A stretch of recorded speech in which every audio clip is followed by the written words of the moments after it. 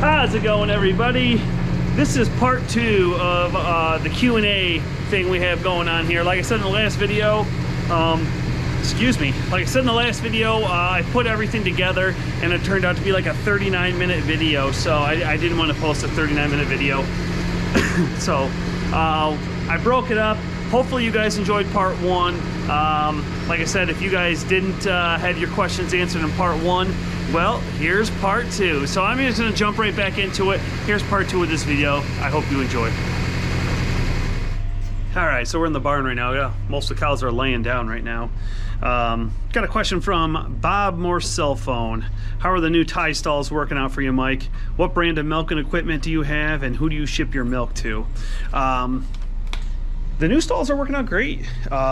Cows seem to like them. They're holding up really good. It is nice when you're in there milking, and you know, I'll just come over to her because she's already standing. It is nice when you're in here and you're you know, standing by a cow and you're down here milking and the cow moves and kind of knocks you back into it. It's nice that this kind of gives a little bit, and where before you would just be pushed into a solid pipe, and you know, you get pushed into a solid pipe and get pinched, and that's always fun. But no, the cows seem to enjoy it. I mean, the cows don't mind the new stall at all. I mean, you can see they're pretty comfortable right now laying down. We have mattresses and everything in there, and of course you see we bedding them with the straw. The milking equipment we use, we have an old pipeline with surge milking machines. All right, Dennis Phrase put, have you ever thought about installing I'm guessing a track system with detached milkers for your milking system? I have a head-to-head tie stall with detached about 7 years, a lot easier on your back. And he has 60 head of Holsteins. Oh, that'd be nice. I mean, now that we've done that, that's something that, something to think about. Like I said, we got this old tie stall, old pipeline unit with surge milkers, so that'd be nice. Like the De La Val makes a nice one on the track that you would just come in, kind of there'd be like a track where those lights are, and you'd come in here and then just kind of like in between the cows, you would come in right here, plug in, and then you have automatic takeoffs. You'd come up and then you could put it on this cow. So yeah, that'd be nice. I mean, you know, we'll see. Kevin is it Armisen? I'm gonna say Armisen. Sorry, Kevin, if I'm wrong. How is the price of milk holding up? It's, you know, it's the price of milk, so it's gonna be up and down. A little lower than it was, but you know, it's definitely been a lot worse. Clinton, oh God, I'm gonna butcher your last name. I'm gonna say Kauth. Sorry, K-A-U-T-H. How old is the farm? You know, my parents moved up here in 1976. And there was a lot going on out here in our heifer shed. What's it say right here? That says 1964, and there's a penny that's nailed in right there. This was actually our heifer shed. This was a garage before, so I'm gonna say, like I said, 50s, 60s. I'm just gonna make a guess and say, I know there's been additions on the barn and everything throughout the years. Even before my dad got here, so I honestly don't know that question, to be honest with you. Dennis Shull, hey Mike, I was wondering if you and your brother are full-time on the family farm, or you both just help out when needed. Dylan Barber, are you full-time on the farm? Do you work off the farm? So let's go with those two questions there. That seems to be, I had an off-the-farm job for 20 years. When I first took that job, I got away from farming. I grew up here. Took a job somewhere else off the farm. Grass isn't always greener. The more I was off it, I decided, you know, I really want to come back. So I was able to come back and work off the farm and come back here. My brother, right out of high school, worked here full time with my father. And sorry, little young girl, I'll give you a little privacy in here. And he worked here. But now my brother is, I'm not really going to get into his business, but he's decided he wanted to work somewhere else, and he left the farm just recently. So there's like a whole process thing. I think me and my brother are going to switch roles. So, all right, I'm standing here down at the end of the barn by the manure spreader. We had a few people with a manure spreader question. Let me find it. Jacob Colbeck. I'm interested in those H&S Top Shot slingers like you have. But do you know if those will do well with manure that contains a large amount of straw? Would it bind up in the hammers? Generation 2 or LL, whatever. How many bushels does your spreader hold? And Game Farmer put, would you ever do liquid manure? First off, this is a H&S 5215. It says right on the H&S website here, the cubic struck level is 172 and gallon capacity is 1,286. So that answers that. Jacob's question, how is it? He's interested in it. How is it with like bedding pack material in it? It hasn't been bad. These don't have the hammers. They have the bear claws. Let me get around here. Get around to the other side here. They don't have the hammers. That's the Kuhn has the hammers. These ones have the bear claws. They're a lot like the old New Holland spreaders. But yeah, these have the bear claws that are bolted on there. They have an auger, the single auger inside that you can move up and down. And H&S said in one of their promotional videos, if you get like a real thick bedding pack, you can kind of move your auger up and down and that'll help break it up a little bit. I've done it a couple times. I haven't had an issue with the with our bedding pack manure. All right, I am standing down here by our manure storage. Anthony Hanks put, Hankst? I know I've said that before. I hope I got your name right, Anthony. About how many loads of manure can you fit in that space? Looks like a good idea. Besides, like when there's no manure in there, you can fit other things in there to keep the rain off it. Very handy. Yeah, that's it is really handy. Do I know how much we can put in here? I lost count how many loads we put in there. And there's a river over here, and across the river there's an old abandoned gravel bed that people shoot guns at. Someone's doing some target shooting. But I don't know how many loads we put in here because I've done loads, and then of course we have our heifer shed right there. So like today I just went up, just drove up the skid steer, cleaned out the heifers, just brought it down and dumped it in. So it's getting pretty full. I'm hoping that the snow melts soon and we can get this out and get this spread, and so I can get this plowed into the field. There's been times when, you know, at the end of the night, we've parked a hay wagon in here, or the grain car, or a truckload of grain or something like that, just to keep it out of the weather for the night. So it is really handy, and it's worked out really well for us. Game Farmer has another question. Would you ever do liquid manure? You know, I'm not against liquid manure. I have no problem doing it. Then we would need that bigger, I think we'd need that bigger tractor like Randy was talking about for a liquid manure tank spreader. But I mean, we're just not set up for it right now. Would we ever do it? Yeah, I mean, if it was feasible and you know, sure. But now you're talking setting up a tank. How do we get it in here from the barn?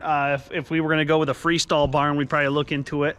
But you know, we're not there yet, so this will be fine. Here, Paul Case Farms. Does anybody in your area do no-till, and does it work? I don't know if anybody around here does no-till.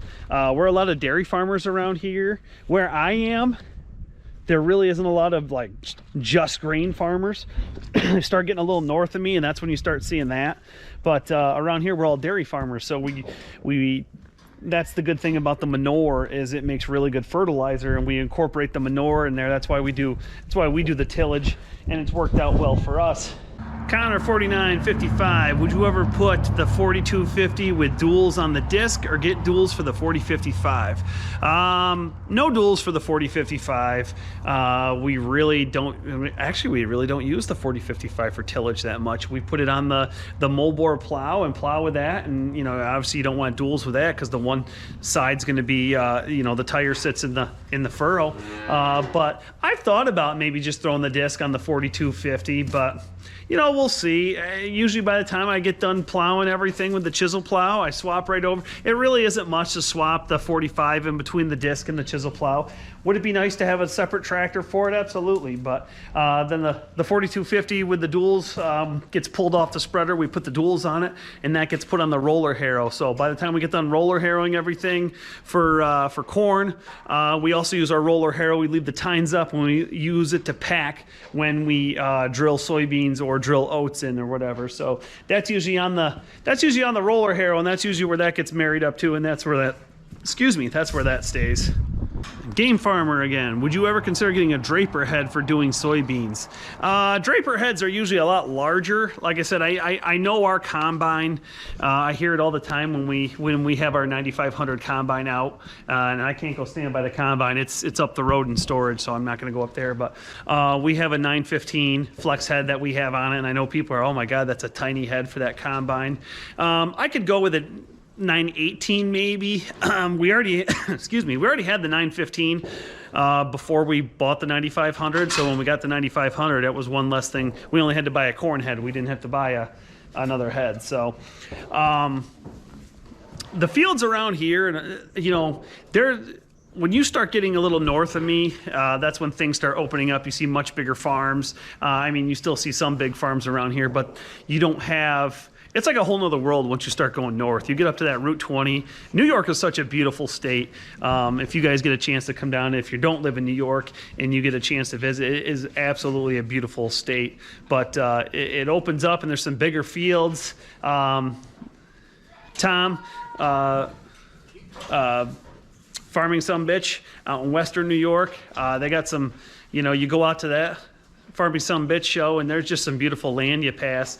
As far as a draper head, like I said, that's can be way too big for our operation. I'm thinking, I don't know what the smallest draper head is, if it's 25 foot or not, but I mean, that wouldn't even, it would be so hard to get that into even some of our fields. Some of our fields aren't the biggest, even with the 15-foot head, when we were taking that up on the high ground here to do soybeans, the road, even with a 15-foot head, the road was very, very narrow that we had to get into.